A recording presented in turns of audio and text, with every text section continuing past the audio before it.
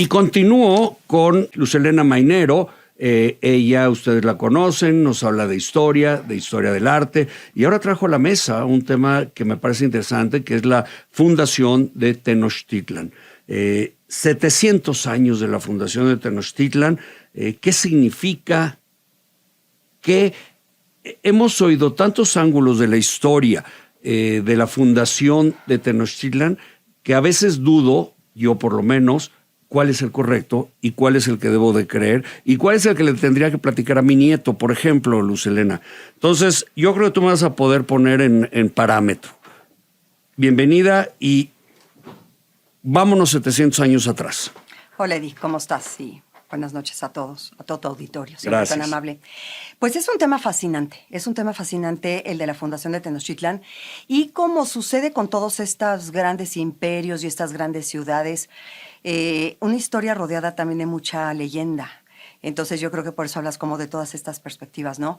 Porque lo que es un hecho es que hay una historia real y hay una historia, pues digamos, inventada por los mismos mexicas. Y pues sí, 700 años atrás, ¿no? De la fundación de la ciudad de Tenochtitlan, pues no podríamos decir el antecedente porque pues desapareció absolutamente todo, pero vaya, finalmente nuestra Ciudad de México, pues construida sobre las ruinas de esa ciudad tan fabulosa que admiró a los españoles. Hernán Cortés y los conquistadores no daban crédito a lo que veían cuando llegaron a esta ciudad hermosísima en medio de un lago. Ahora sí que nosotros tenemos que echar a andar nuestra imaginación para... Hay muchos renders muy padres que se han hecho sobre cómo se veía la ciudad en medio del lago. Yo trato, siempre que me han dicho a qué momento de la historia tú regresarías, yo siempre he dicho, y de verdad no nada más porque sea mexicana, al momento de esplendor de Tenochtitlan. Ahí se encuentra además también entre Hernán Cortés y Moctezuma, porque es un mundo que desapareció por completo. Cuando tú viajas a muchos otros lugares, ahí están las ciudades medievales, o ahí están las ruinas de Roma, o ahí están muchos lugares, no, ahí están. De Tenochtitlan desapareció absolutamente todo. Y a mí me parece fascinante de esta ciudad que desde el momento en el que se fundó, hace 700 años, parece que el 13 de marzo de 1325, desde que se fundó hasta que fue la conquista y desapareció. No, la conquista que fue el 13 de agosto de 1521. Fueron tan solo 200 años. 200 años en los que un pueblo que venía de la nada, un pueblo al que llamaron el pueblo sin rostro cuando llegan aquí a la cuenca del Valle de México, que ya está habitada, ¿no?, por muchos pueblos. Desde hace muchos siglos, ellos llegan, vienen de la nada, vienen caminando desde hace 200 años, cuenta la leyenda, y los van a mandar para un lado, para el otro, al Cerro de la Estrella, y después al Cerro de Chapultepec, y después a Tizapán, en lo que hoy en San Ángel, hasta que finalmente les dicen, váyanse a ese islote que está ahí en medio. Ese islote pantanoso en medio del agua, a ver qué hacen con él, ¿no? Y lo que hicieron fue convertirlo en una de las ciudades más fabulosas de la historia. No de la época, sino de la historia. Un equivalente a lo que en su momento de esplendor fue Roma, a lo que en su momento fue la gran Constantinopla, de ese tamaño, de ese nivel, de esa importancia, de esa belleza. Era la ciudad de Tenochtitlan, y hoy no queda absolutamente nada. Absolutamente nada. Y una ciudad que te digo que, bueno, tiene su parte, tiene su versión histórica y tiene su versión pues llena de leyenda, ¿no? La versión histórica es la que te acabo de platicar. Los mexicas llegaron de la nada, los mandaron allá porque ya no había otro lugar a donde mandarlos. Donde además antes, en el siglo IX o X, o X al XII, había existido ya una civilización, ¿no? Pues es que había, lo que ellos encontraron aquí eran pueblos civilizados, desde que ellos llegan, son muchos pueblos que tienen muchos siglos de historia, ¿no? Entonces, toda la cuenca del gran lago de Texcoco, Por supuesto que ya estaba habitada y además muy cerca, exacto, se habían desarrollado grandes civilizaciones. Tenemos a los toltecas, tenemos a los teotihuacanos, ¿no? Que ya habían desaparecido, bueno, los teotihuacanos muchos siglos antes. Teotihuacán desaparece por ahí del siglo VII, VIII, y los toltecas, que ya un par de siglos antes habían desaparecido también como civilización. Son dos civilizaciones, que además qué bueno que tocas este punto, Eddie, porque son dos civilizaciones que los mexicas las van a retomar. O sea, los elementos culturales de estas dos grandes civilizaciones que los precedieron en el espacio, ellos las van a tomar. Los mexicas, te digo, vienen de la nada, ¿no? Son un pueblo chichimeca que, según su historia, su dios Huitzilopochtli, según su leyenda, ¿no? Que ellos inventan, que ellos crean. Ahora te voy a decir por qué. Su dios Huitzilopochtli los manda a salir de Aztlán, ¿no? De donde ellos venían y caminar, y donde encontraran a la famosa águila sobre un nopal devorando una serpiente, ahí era donde se iban a sentar. Eso cuenta la leyenda. ¿Por qué inventaron una leyenda? Porque ellos eran el pueblo sin rostro.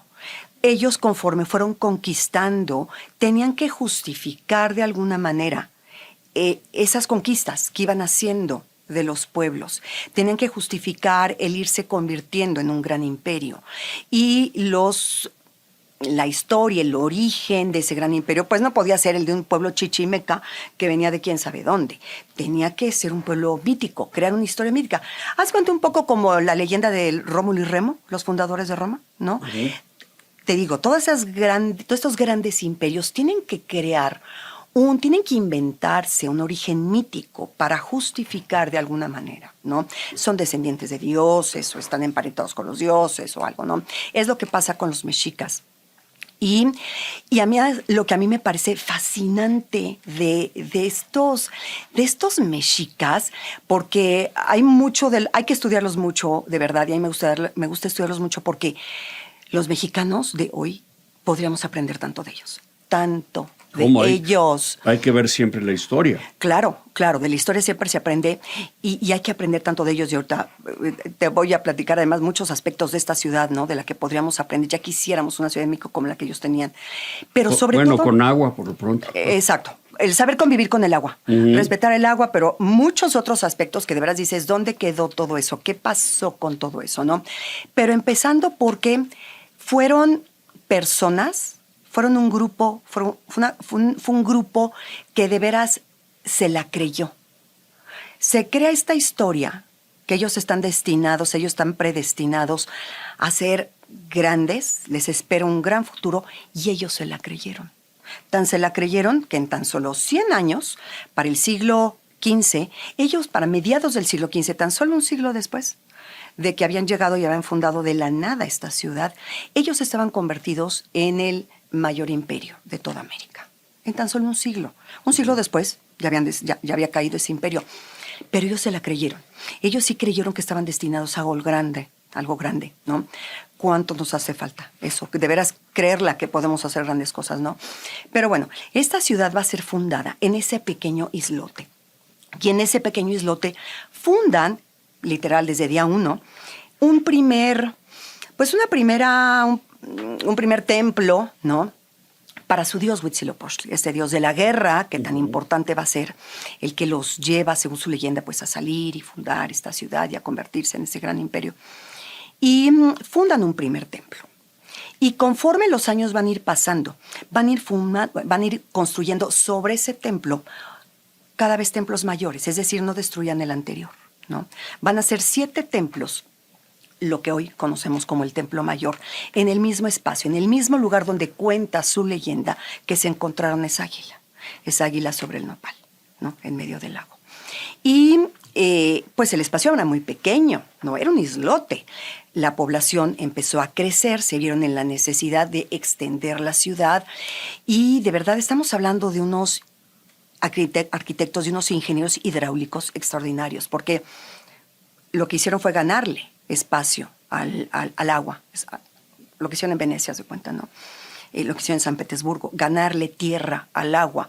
¿Y cómo lo hicieron? Con este sistema que maravilló a los españoles, con estos troncos, aguajotes, que abundaban, ¿no? Imagínate este Valle de México, el lago, la ciudad en medio, o bueno, el islote en ese momento, bosques alrededor, los ríos que bajaban de la los montaña, caudales de lluvia. ríos los ríos con esos caudales impresionantes que alimentaban al lago, el cielo azul, los volcanes, o sea, una postal que hoy Ya no existe. Ya no existe, Ni en ¿no? cuadro. Gracias a que tenemos los cuadros de José María Velasco, ¿no? Todavía a principios del siglo XX hacia nuestro Valle de México. Pero dentro de todos estos bosques, dentro de todas estas maderas, digamos, estaban estos árboles de aguajote, muy, muy duros, ¿no? Que podían soportar el agua, digamos.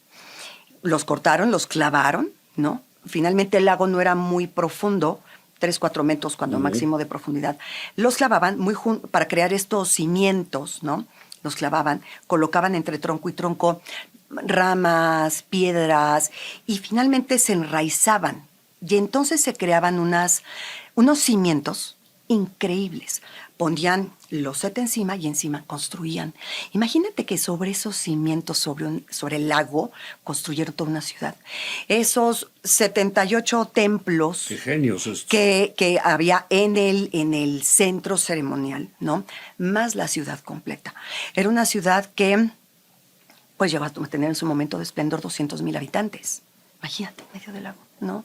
Entonces yo siempre trato de imaginar cuando llegaron esos españoles cruzando por lo que hoy es el Paso de Cortés, y de repente se les presenta ese escenario, ¿no? El lago azul y en medio de una ciudad blanca, porque la ciudad era blanca, toda encalada, ¿no? Los templos estaban pintados de rojo, como eran prácticamente todos los templos en el mundo prehispánico, todos estaban pintados. Hoy vemos puras piedras, pero estaban todos encalados y todos pintados. Entonces, imagínate la vista, el Templo Mayor, ¿no? Con sus 2 grandes templos, uno dedicado a Huitzilopochtli, el otro dedicado a Tlaloc. Y además, digo que nosotros podríamos aprender muchísimo de cómo era la organización de esa ciudad. Sí, estamos hablando de un pueblo dirigido por un Tlatoani, el emperador, ¿no? Gran jefe. Gran jefe. Era sabio, claro, tenía credibilidad. Claro. Era guerrero. Exacto. Pero además te voy a decir, si los europeos hubieran hecho algo semejante, hubieran escogido a sus reyes como lo hacían aquí con sus tlatoques es el plural de Tlatoani, otra vez es historia tal vez de muchos países en Europa, porque aquí todos estos tlatoque que eligieron, los elegían dentro por supuesto, dentro de la misma familia, ¿no? Acamapixtli fue el primer Tlatoani y toda la línea, ¿no? de Acamapixtli, pero no era necesariamente el hijo mayor. Elegían, había un consenso cada vez que moría un Tlatoani. Había un consenso de ancianos que se reunían para elegir dentro de los varios candidatos dentro de la misma familia quién era el mejor. Podía ser el hijo, podía ser el hermano, podía ser el tío, podía ser el sobrino, pero el mejor. Continuó platicando de la fundación de Tenochtitlan, esta ciudad que resultó ser maravillosa, que crece sobre los cimientos de otra ciudad que ya se había habitado, que se había abandonado, que se había vuelto a habitar, pero crece y se forma un imperio, un reino y un imperio. ¿Está bien dicho, Luz Helena? Se forma un imperio, porque ellos son conquistadores, hay un emperador, ¿no? Que domina, que conquista amplios territorios, ¿no? El imperio azteca iba del Pacífico al Golfo, y más o menos los límites pues se encontraban en lo que hoy en día es Querétaro, más o menos, ahí estaban los límites del imperio. Ahí están los chichimecas, en esa zona. Ya más al norte empiezan hacia Guanajuato. Hacia Guanajuato, había culturas, digamos. Los chichimecas están más al norte. Ya los chichimecas más bien son la zona de Coahuila, toda la zona del norte. Había culturas en lo que hoy en día es Guanajuato, San Luis.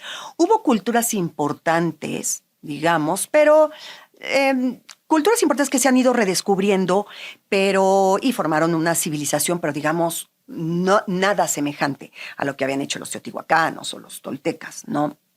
Y nunca lograron conquistar a los mayas, o sea, su límite al sur fue la zona maya, y su límite, llegaron a algunas zonas porque conquistaron, digamos, lo que hoy en día es Oaxaca, pero por ejemplo no Michoacán, no a los tarascos, Pero bueno, era un gran imperio. El segundo más grande, creo que era el segundo más grande porque en realidad el más grande era el de los incas al sur. Pero finalmente los dos grandes imperios, ¿no? De América. Pero te digo que era esta una ciudad fabulosa, pero que no, donde ellos la fundan no había nada. No había nada. Había a los alrededores, pero donde ellos la fundaron no había absolutamente nada. Esa es una ciudad original ahí, ¿no? En ese islote. Pero va a ser una ciudad que no nada más a los españoles los sorprendió por lo grande, la belleza. Decían que en Europa no había otra ciudad más grande que tal vez Constantinopla, ¿no? Que era más grande que Salamanca, que Sevilla. Sevilla era la ciudad más grande en aquel entonces. Y con el comercio más importante. Sí, claro, sí, por supuesto, había un comercio impresionante, ¿no? Allá y aquí también se encuentran, pues, que hay un comercio increíble, ¿no? Cuando se dan cuenta que, pues, estos pochtecas, estos comerciantes iban a zonas tan lejanas como lo que hoy en día es Nuevo México, Arizona, a conseguir la turquesa, que se iban a Guatemala a conseguir el jade. Entonces, era un comercio internacional, por decirlo de alguna manera, ¿no? Y todo se concentraba en la ciudad de Tenochtitlán. Por eso es una ciudad tan rica, también muy sofisticada, muy sofisticada. ¿Por qué sabemos todo esto? Por las crónicas, simplemente por las crónicas que escribe, la que les manda Hernán Cortés. Bernal Díaz del Castillo. Bernal Díaz del Castillo, pero la que le manda Hernán Cortés al rey Carlos I de España, y luego toda la historia verdadera de la conquista de la Nueva España de Bernal Díaz del Castillo, que son las crónicas verdaderamente increíbles. Ellos muestran toda su sorpresa, ¿no? Entonces, una ciudad no nada más bella, hermosa, sino limpísima. Había todo un sistema de limpieza increíble, todo un servicio de limpieza que se hacía en la noche. La gente se bañaba todos los días, había baños. ¿No? Había baños públicos, cada quien tenía su baño en la casa. Había todo un servicio en la noche en la que la gente que estaba dedicada a esto iba por las noches a recoger los desperdicios. El mantenimiento, pues. Claro, a recoger los desperdicios, y entonces, por ejemplo, las heces humanas se utilizaban como abono. La orina, porque había recipientes distintos, la orina se utilizaba para el teñido de telas. No me Entonces, digas. todo se reciclaba. Era increíble. Todo se reciclaba. Entonces, la gente, tenía temazcales. O sea, qué bonito tu suéter amarillo. Era de orina. Exacto, es de orina. Bueno, es que ¿sabes qué? La orina fija. O sea, esa era una técnica que ya se usaba desde la antigüedad. La orina, pues desde la antigüedad. Fíjate, es increíble, ¿no? Cómo los seres humanos siempre llegan a lo mismo, ¿no? Diferentes épocas y diferentes espacios, pero en todos lados, desde la antigüedad, se dan cuenta que la orina era un buen fijador. Okay. Entonces lo utilizaban para hasta fijar en los perfumes. colores. Claro, la orina tiene se utiliza para muchas cosas, ¿no? Todos los químicos que tiene la orina, ¿no? Todos los elementos químicos que tiene. Entonces, todo se utilizaba, todo se reciclaba. Era gente que se bañaba todo el tiempo. Los españoles decían, pero qué gente tan sucia que se tiene que bañar todos los días. Cuentan los indígenas que más bien ellos nada más de verlos y de olerlos. De dolerlos. Se querían morir. No, se querían morir. Salían corriendo, sí. Semanas sin bañarse desde que se habían bajado un barco, casi, ¿no? Entonces. Y el calor y las armaduras. El calor y las armaduras, imagínate. Y encima del caballo, ¿no? Entonces, imagínate para los pobres indígenas lo que era esto, ¿no? Y se encuentran con una sociedad sumamente sofisticada. Hernán Cortés platica, ¿no? De estos banquetes a los que iban en el palacio de Moctezuma II, porque además ellos van a estar aquí. Ellos van a convivir en la ciudad durante 7 meses. Desde el momento en el que entran a la ciudad, que Moctezuma les abre las puertas, el 8 de noviembre de 1520, de 1519, hasta julio, que ellos tienen que salir huyendo, ¿no? Pero bueno, ellos van a estar un buen tiempo aquí, 7 meses, recorriendo la ciudad. Por eso la conocen muy bien. Por eso pueden hablar con detalle tanto los conquistadores como los frailes. Pueden hablar con detalle. Por eso sabemos muy bien cómo era, por ejemplo, todo el complejo del centro ceremonial. Cuántos templos había, a qué estaba dedicado cada templo, porque se hacen crónicas muy detalladas. muy, muy, muy detalladas, ¿no? Entonces, por eso nos podemos dar una idea. Hablan de los canales, de las canoas. Que todavía me tocó ir a una visita al centro histórico, un recorrido estos turísticos que me invitaron hace muchos años, y nos llevaron a lo que era el embarcadero. De la Viga, seguro. No, bueno, a lo mejor, que era de Tenochtitlan, supuestamente, que era el embarcadero, ya no era embarcadero, pero que era el embarcadero de donde circulaba, salía y entraba toda la mercancía de la ciudad. Ha de haber sido el de la Viga, que Podría era el más ser. famoso. Y fue de los últimos, el de la Viga fue de los últimos en desaparecer. Lo que pasa es que la ciudad se fue comiendo todo. Pero sí, todavía en el siglo XX pues existe el canal de la Viga y todavía hasta hace relativamente poco tiempo también el canal que pasaba por enfrente, a un costado de Palacio Nacional, enfrente Yo creo que era ese. del, ¿cómo se llama? Del Palacio de Gobierno de la ciudad. Entonces, y porque lo que es increíble es que tras la conquista, que esta ciudad desaparece por completo, ¿no? Piedra por piedra fue destruida.